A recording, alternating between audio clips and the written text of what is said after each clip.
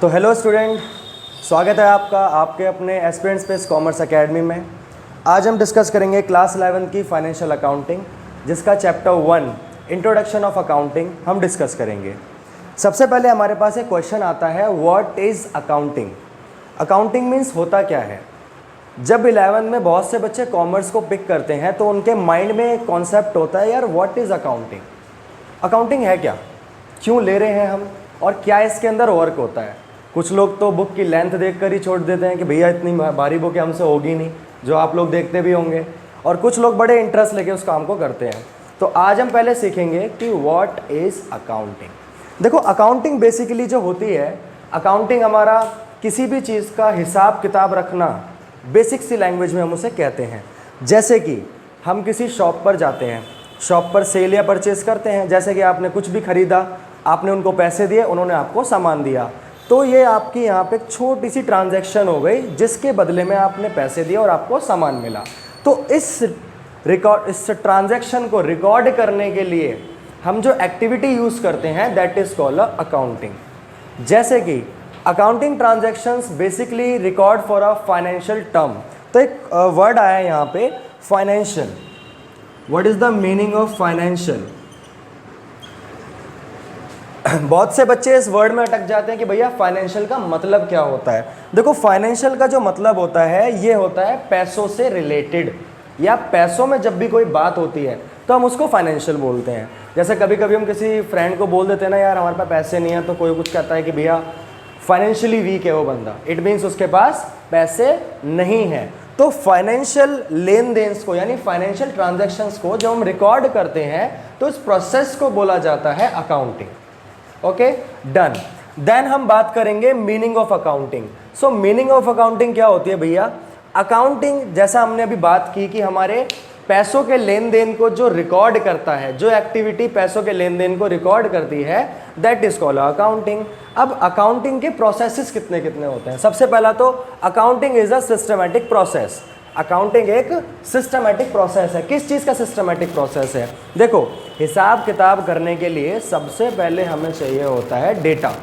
कौन सा डेटा, जो हमने पैसों में लेन देन करके अपने बिजनेस में या फिर अपने किसी फर्म में किया हो, ठीक है, तो हम उसको यहाँ पे सिस्टमैटिकली रिकॉर्ड करते हैं। सिस्टमैटिकली क्यों रिकॉर्ड करते हैं भैया, क्योंकि हमें पहले उस डेटा को आइडेंटिफाई करना होता है। आइडेंटिफाई करने का मतलब क्या होता है, किसी भी डेटा की पहचान करना। क्या करना, पहचान करना कि भैया ये डेटा अकाउंटिंग के लिए वैल्यूएबल है या नहीं है। दूसरी चीज़ हमारे पास क्या होती है, उसको मेजरिंग करना। पहली बात तो ये आइडेंटिफाई का मतलब क्या बताया मैंने आपको, कि आपको फाइनेंशियल ट्रांजैक्शंस को रिकॉर्ड करना है। इट मीन्स जो आपके पैसों में लेन देन हुए हैं, पहले उनको आइडेंटिफाई कर लो भैया कि पैसों में लेन देन आपके कौन कौन से हुए हैं। उनको आइडेंटिफाई करने के बाद हम उन्हें करते हैं मेजर, कि हमने कितना लेन देन किया है, कब, उस फाइनेंशियल पीरियड ऑफ टाइम में, ठीक है। उसके बाद हम उसको करते हैं रिकॉर्ड। रिकॉर्ड का मतलब क्या होता है बच्चों, बेसिकली रिकॉर्ड आप सारे जानते ही हो कि किसी भी डेटा को अपनी बुक्स ऑफ अकाउंट में लिखना, अपने रजिस्टर में लिखना, या फिर किसी ऐसी जगह पे लिख के रखना जहाँ पे जब भी आपको नीड पड़े आप उसे निकाल कर यूज़ कर सके अपने किसी भी फाइनेंशियल स्टेटमेंट के अंदर। उसके बाद उसको क्लासीफाई करना। देखो, क्लासीफाई का मतलब क्या होता है, डिफरेंट टाइप ऑफ ट्रांजैक्शंस को अलग अलग तरीके से क्लासीफाई करना, उनके वर्ग में। वर्ग इन द सेंस की, जैसे कि हम एक छोटी सी बात करते हैं, एग्जांपल्स लेके चलते हैं कि हम यहाँ पे काम कर रहे हैं मेडिकल स्टोर पे, ठीक है। मेडिकल स्टोर पे डिफरेंट टाइप ऑफ दवाई और ड्रग्स होते हैं, लाइक दवाइयाँ होती हैं। तो हम जब उनको पर डे में सेल करते हैं, तो कोई तो सिरप लेके जाता है, कोई टैबलेट्स लेके जाता है, कोई कैप्सूल्स वगैरह लेके जाता है, कोई लिक्विड थिंग्स लेके जाते हैं, कोई सॉलिड लेके जाते हैं। तो day by day different things जाती है। तो जब at the day of and हम उसको कैलकुलेट करते हैं कि भैया जो टैबलेट्स हैं उन्हें साइड कर लेते हैं, जो हमारे कैप्सूल्स हैं उन्हें साइड कर लेते हैं, जो हमारे सिरम्स हैं उन्हें साइड कर लेते हैं, और फिर हम उनको अलग अलग डिस्टेंस में डिवाइड कर देते हैं कि ये हमारा स्किन केयर था, ये हमारे ड्रग्स थे, और ये हमारी मेडिसिन थी। हमने तीनों जगह उनको डिवाइड कर लिया, that is called a classify, कि उनको उनके नेचर वाइज हमने क्या कर दिया, डिवाइड कर दिया, ठीक है। एंड नेक्स्ट थिंग होती है हमारी समराइजिंग करना। समराइजिंग का मतलब होता है बच्चे, किसी भी ह्यूज डेटा को ह्यूज मीन्स बड़े डेटा को एक छोटे पार्टिकल में शो करना। अभी मैंने आपको एक एग्जांपल दिया कि हमने डिफरेंट टाइप ऑफ मेडिसिन को, स्किन केयर्स को एक डेटा में अलग अलग कॉलम में शो किया कि भैया ये हमारी स्किन केयर है, लाइक दिस, ये हमारा स्किन केयर है, ये हमारे टैबलेट्स हैं और ये हमारे सब मेडिसिन हैं। ठीक है, हमने इनको डिफरेंट डिफरेंट प्लेसेस पे क्लासीफाई कर दिया। अब हमारे पास सबके मल्टीपल अमाउंट्स आ गए कि भैया इतनी मेडिसिन गई तो इसका अलग अमाउंट था, इतने कैप्सूल्स गए तो इसका अलग अमाउंट था, इतनी मेडिसिन गए तो इनका अलग अमाउंट था। तो हमारे पास डिफरेंट टाइप ऑफ अमाउंट्स आ गया। हमें क्या करना है अब, accounting different type of amount थोड़ी शो करेगी, क्योंकि अकाउंटिंग का मोटिव क्या होता है, आपको एक सिमिलर रिजल्ट प्रेजेंट करना, एक सिमिलर, एक ऐसा रिजल्ट जिससे कि आप इजीली अपने डेटा को समझ पाओ या अपने फाइनेंशियल पोजीशन को समझ पाओ। तो हम यहाँ क्या करेंगे, इस मेडिसिन का सम करके लिख लिया XYZ जो भी होगा, इस मेडिसिन का सम करके लिख दिया XYZ और इस मेडिसिन का सम करके लिख दिया XYZ। फिर भी हमारे पास 3 टाइम्स ऑफ अमाउंट आ गया, क्योंकि ये हमारे मेडिकल्स का ही था। तो हम इनको क्या करेंगे, तीनों को एक साथ प्लस करके लिख देंगे। क्या कर देंगे, प्लस करके लिख देंगे। तो जो फाइनल अमाउंट होगा that is the summary of our accounting, कि भैया जितना भी हमने डे पर परचेजिंग की थी या सेलिंग की थी उसका फाइनल अमाउंट हमने यहाँ पे शो कर दिया। That is the point of summarising, एक बड़े डेटा को छोटे फॉर्मेट में शो करना, that is the point of summarising. Next, in terms of money transaction, जैसा कि मैंने स्टार्टिंग में बताया था, अकाउंटिंग जो होती है वो आपकी मनी ट्रांजेक्शन्स पे बेस होती है। मींस आप अकाउंटिंग के अंदर जा रहे हो, यानी कमर्शियल वे में जा रहे हो, आप डे में जो भी पैसों में लेन देन करोगे, पैसों में लेन देन जैसा भी रहेगा इन terms of money transactions, so that is the accounting transaction या फाइनेंशियल ट्रांजैक्शन। और यहाँ पे क्या बोला जाता है, financial nature, analysing and interpreting. एक वर्ड है बच्चों यहाँ पे एनालाइजिंग। ये वर्ड होता क्या है, जब हम अपना पूरा डेटा बना लेते हैं, हमने उसको सबसे पहले क्या किया, आइडेंटिफाई कर लिया, दूसरा स्टेप मेज़र कर लिया, तीसरा स्टेप उसको रिकॉर्ड कर लिया, चौथा स्टेप हमने उसे क्लासीफाई कर लिया, लास्ट में हमने उसे समराइज भी कर लिया। किसको, मनी ट्रांजैक्शंस को। किसको किया है, मनी ट्रांजैक्शंस को। भैया जो मनी में ट्रांजैक्शंस थी हमने उनको इस प्रोसेस के अंदर डिफाइन कर दिया। लेकिन अब जो लास्ट का वर्ड हमसे बोला गया है जो है एनालाइजिंग।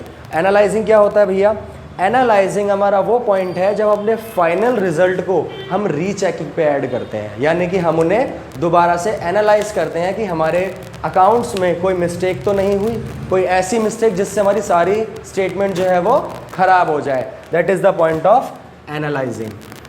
ठीक है, अपने रिजल्ट को रीचेक करना, that is the point of analysing. Then interpreting to the communicate to our users, मतलब कि अब जो आपका फाइनेंशियल स्टेटमेंट बना है, जो भी आपने अपना रिजल्ट बनाया है, वो अपने यूजर्स को एक्सप्लेन करना है। यूजर्स कौन होते हैं, जैसे कि अभी हमने एक एग्जांपल लिया था मेडिकल स्टोर का। तो मेडिकल स्टोर पे हम काम कर रहे हैं, हमने उस रिजल्ट को बनाया कि सर मैंने different type of medicine, skin care आज पूरे दिन में सोल्ड किए हैं। एक फाइनल रिजल्ट मैंने सर को बना के दे दिया कि सर मैंने आज एक नंबर ऑफ अमाउंट जो है वो सोल्ड किया है। देन उसके बाद वो क्या करेंगे, वो एक यूज़र हैं, अब वो उस रिजल्ट के यूज़र हैं, तो मैं क्या करूँगा, उन्हें कम्युनिकेट करूँगा। कम्युनिकेट मतलब क्या होता है, बताना। क्या मतलब बताना, अपना फाइनेंशियल रिकॉर्ड बताना जो आपने पूरे दिन का बनाया था। That is the meaning of accounting.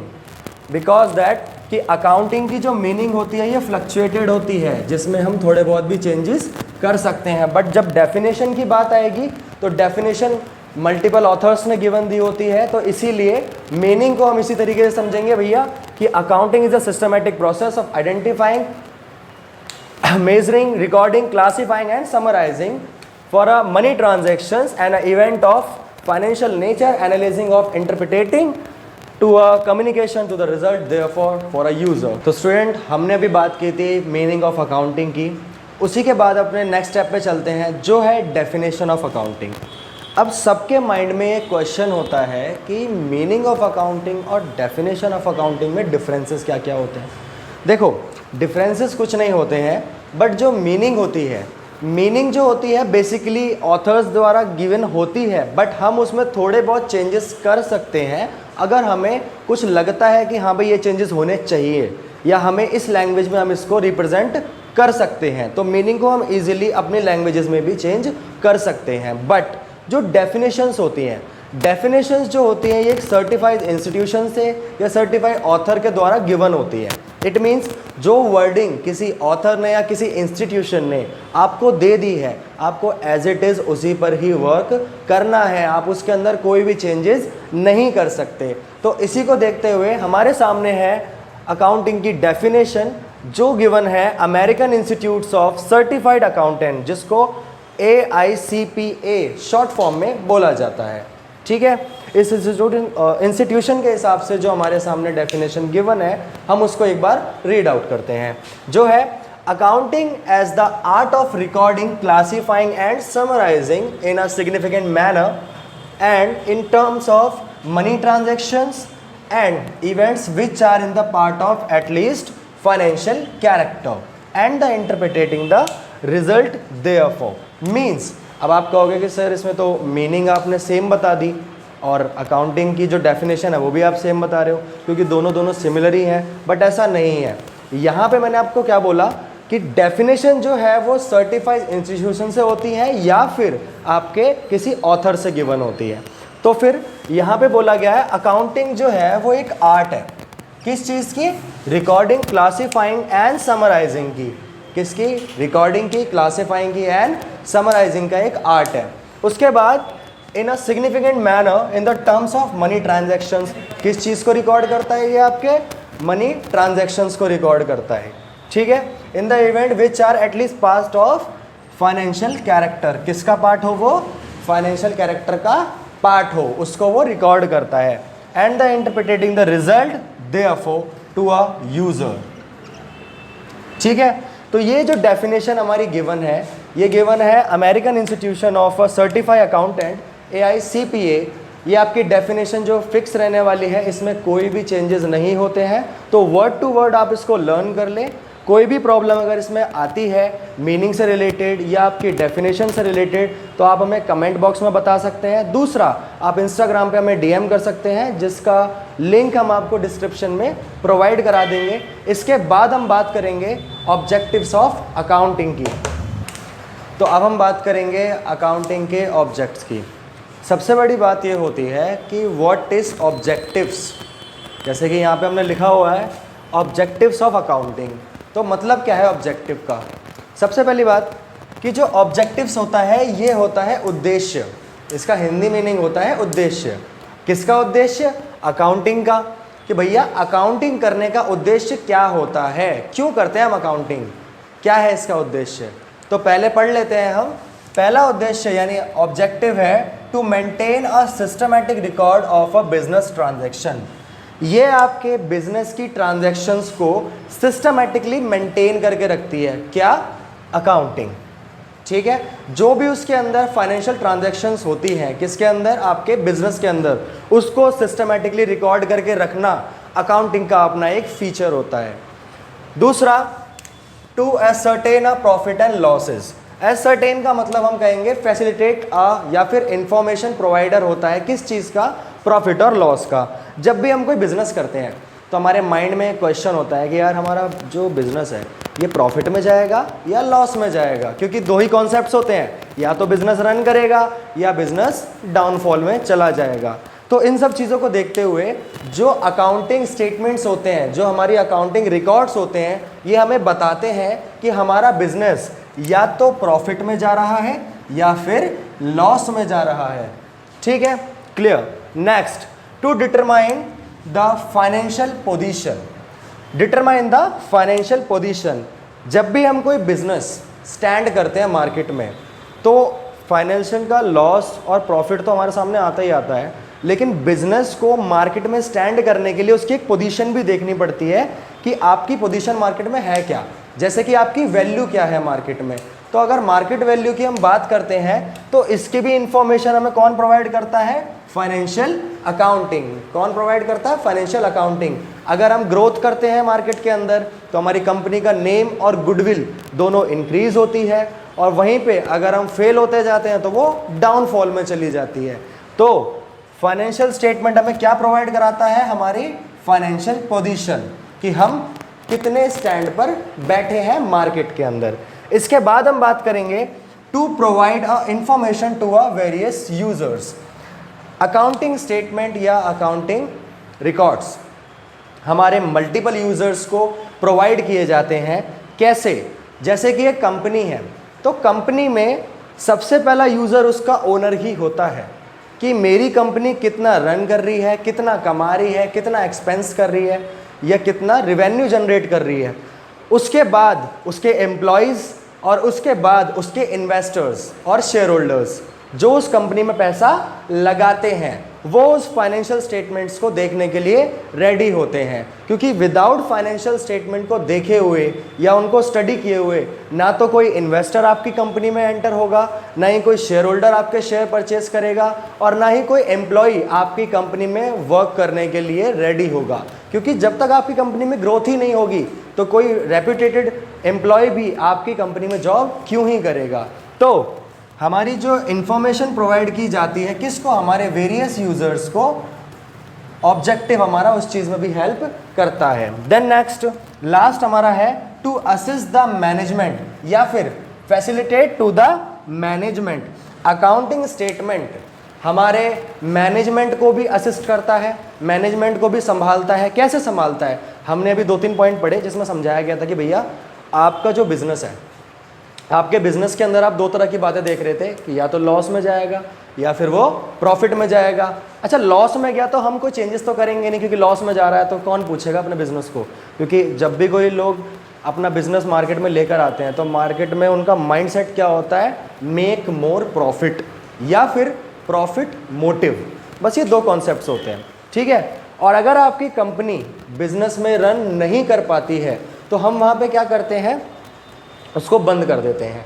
और अगर रन करती है तो वो जो फाइनेंशियल स्टेटमेंट है जिसने हमें ये बताया कि भाई आपका बिजनेस अच्छा खासा रन कर रहा है, हम उन स्टेटमेंट के ज़रिए अपनी मैनेजमेंट को अच्छा करते हैं। किसको अच्छा करते हैं? अपनी मैनेजमेंट को अच्छा करते हैं। क्योंकि जितना ज़्यादा आप ग्रो करोगे उतनी ज़्यादा आप अपने बिजनेस के अंदर अपग्रेडेंस करेंगे, अपनी मैनेजमेंट को अच्छा करेंगे, क्योंकि आपकी मैनेजमेंट ही आपके बिजनेस को ग्रोइंग पॉइंट पे लेकर जाती है। अगर आपकी मैनेजमेंट ज़्यादा अच्छी नहीं है तो आपका बिजनेस जो रहेगा वो अनस्टेबिलिटी पे रहेगा, कभी भी डाउन हो सकता है या फिर बंद हो सकता है। तो आज हमने पढ़े इसके ऑब्जेक्टिव्स ऑफ अकाउंटिंग, वो उद्देश्य जो हमें अकाउंटिंग करने के लिए रेडी करे जाते हैं। अब हम पढ़ेंगे इनके कैरेक्टरिस्टिक्स। कैरेक्टरिस्टिक्स क्या होते हैं? अकाउंटिंग के फीचर्स होते हैं जो हमें बताते हैं कि भैया इनके अंदर ये खासियत है। तो अब हम उसके फीचर्स की स्टार्टिंग करेंगे। तो ठीक है, फिर हमारा नेक्स्ट पॉइंट है कैरेक्टरिस्टिक्स ऑफ अकाउंटिंग, जिनको फीचर्स ऑफ अकाउंटिंग भी हमने बोला था। अब ये होते क्या है? देखो, अकाउंटिंग करने के जैसे हमने उद्देश्य यानी ऑब्जेक्टिव करे थे, अब हम करेंगे उसके कैरेक्टरिस्टिक्स को। कैरेक्टरिस्टिक्स क्या होते हैं? फीचर्स। फीचर्स मतलब किसी भी कार्य की विशेषताएं, मतलब कि उस कार्य के अंदर विशेषताएं होती क्या क्या हैं, हम उन्हें पढ़ेंगे एक बार। आइए चलो पढ़ते हैं। पहला टॉपिक है हमारा identifying the financial transaction and event. जैसा कि हमने स्टार्टिंग मीनिंग में कहा था, हमारी वीडियो की स्टार्टिंग में हमने बोला था कि अकाउंटिंग जो है भैया वो फाइनेंशियल ट्रांजैक्शंस को ही रिकॉर्ड करती है। तो जो अकाउंटिंग का पहला फीचर है वो क्या इंडिकेट कर रहा है? Identifying the financial transaction and event means जो भी आपकी फाइनेंशियल ट्रांजैक्शंस हैं पहले अपने रिकॉर्ड में उनको आइडेंटिफाई कर लो। क्या कर लो?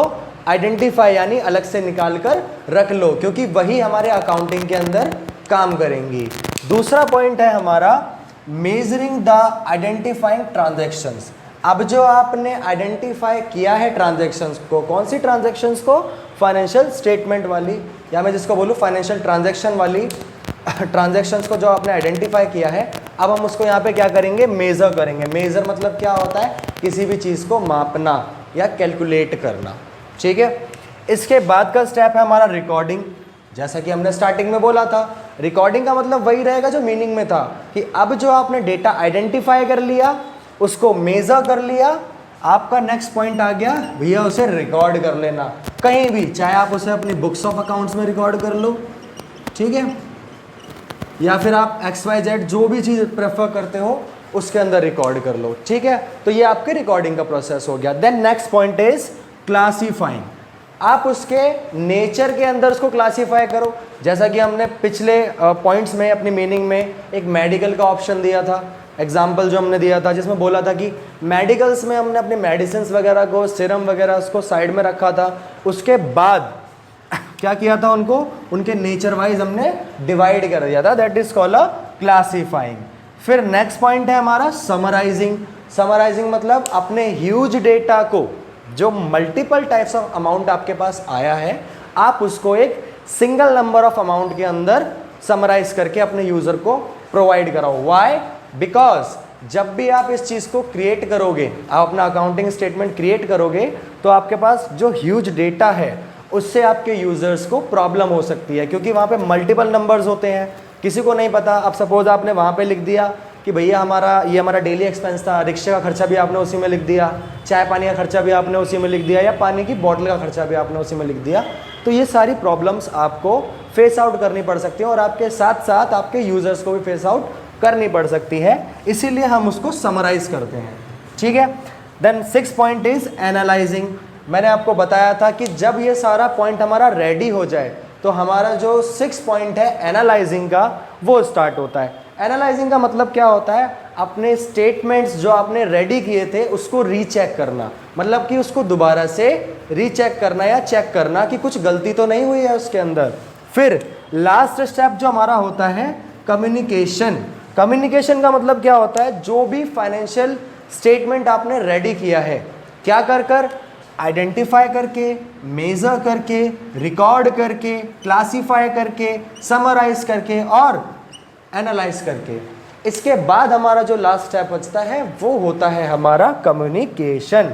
मतलब कि जो भी आपका यूज़र है, जो भी आपकी फाइनेंशियल स्टेटमेंट देखना चाहता है जो आपने बनाई है, तो आप उसको वो कम्युनिकेट कर देंगे। These are the characteristics of accounting. तो आज की वीडियो में हमने कवर किया meaning of accounting, definitions of accounting, objective of accounting and features या फिर कैरेक्टरिस्टिक्स ऑफ अकाउंटिंग। बाकी का कॉन्सेप्ट हम अपनी नेक्स्ट वीडियो में कवर करेंगे। अगर आपको इसमें कुछ भी प्रॉब्लम होती है, चाहे वो मीनिंग से रिलेटेड हो, चाहे वो डेफिनेशन से रिलेटेड हो, चाहे वो ऑब्जेक्टिव से रिलेटेड हो, या फिर वो कैरेक्टरिस्टिक्स से रिलेटेड हो, तो आप हमसे पूछ सकते हैं हमारे कमेंट बॉक्स में, या फिर आप हमको सीधा डीएम कर सकते हैं हमारे इंस्टाग्राम पेज पर, जो है एस्पिरेंट स्पेस के नाम से। आपको डिस्क्रिप्शन में लिंक मिल जाएगा उसका, आप फील फ्री होके उसको पूछ सकते हैं आराम से। बाकी के जो हमारे पॉइंट्स हैं